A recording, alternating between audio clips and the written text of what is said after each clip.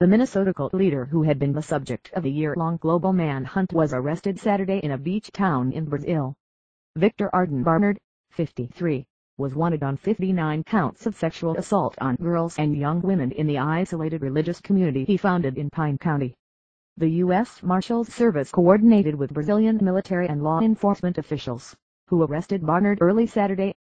Pictures of a handcuffed Barnard appeared in the Brazilian newspaper O Globo. The arrest took place in a condominium by Pipa Beach, considered one of Brazil's most beautiful coastal locations. Barnard was reportedly staying with a 33-year-old Brazilian woman who previously lived in the U.S. Federal Police confiscated religious papers, diaries, computers, flash drives and cell phones from the condo. Two young women have told Minnesota investigators that Barnard raped them after they were chosen, at ages 12 and 13, to be separated from their families and live near him as part of a cloistered group he called his maidens in the River Road Fellowship near Finlayson. One of the women who stepped forward to report Barnard was Lindsay Tornambay, who was 13 when Barnard informed her parents that he had chosen her to join the maidens. She told Pine County Sheriff's investigators that Barnard raped her soon afterward, and that the abuse continued for the next 9 years. "I am ready to have him locked up," Tornambay told the Star Tribune. "As soon as I got the news, I started crying. It feels so surreal. I knew the day would come, but it finally came and it's almost numbing." Barnard used the charismatic hold he kept over his followers to sexually exploit girls and young women at his whim, according to court papers that spelled out the crimes alleged by the two young women who stepped forward to report being abused. Barnard, facing bankruptcy and law enforcement scrutiny, had moved his family and his remaining followers to Washington state years before Pine County brought the charges in 2014. He has been the target of a national and international manhunt ever since. Tornambay wasn't surprised to hear that Barnard, whose preachings were full of apocalyptic warnings, made his way to Brazil. Barnard had talked for years about relocating to a place like South America, where he had other followers. Pipa Beach, where he was arrested, is in the northeastern state of Rio Grande do Norte. "I'm not surprised he was there. He had talked about, if things had gotten bad in the U.S., finding another place to hide out," she said.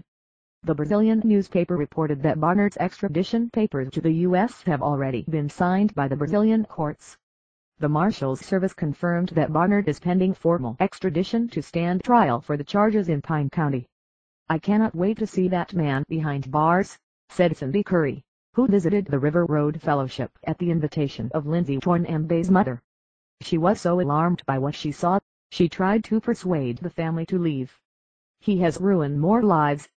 That man is the devil incarnate." Years after her visit, Curry learned that her friend's daughter had been chosen to join the maidens. "Now," Curry said, "the day of reckoning has come. Not only will Victor Barnard go to jail, but every adult who knew what was going on up there can start to pay, and maybe these girls can start to heal," she added. Barnard's capture brought both relief and heartbreak to Ruth Johnson, who spent more than a decade in the River Road Fellowship. She and her husband left the group after the allegations against Barnard surfaced. They left behind relatives who refuse to see what he's done. "These young women, we thought their lives were going to be dedicated to the Word of God," Johnson said. "That was the intent for them to be together, and it went horribly, horribly wrong." Johnson said she first realized something strange was going on between Barnard and the young women after witnessing a strangely intimate moment. One girl helped Barnard into his coat, and he leaned in and asked her if his breath smelled okay, Johnson said. The way they interacted with each other was the attitude of lovers, not a father with a daughter, like what you would expect with a minister, she said. Micah Vale's family joined the group when he was 8 years old and stayed until 2009. With Barnard's arrest, he hopes to put his time at the camp in the past.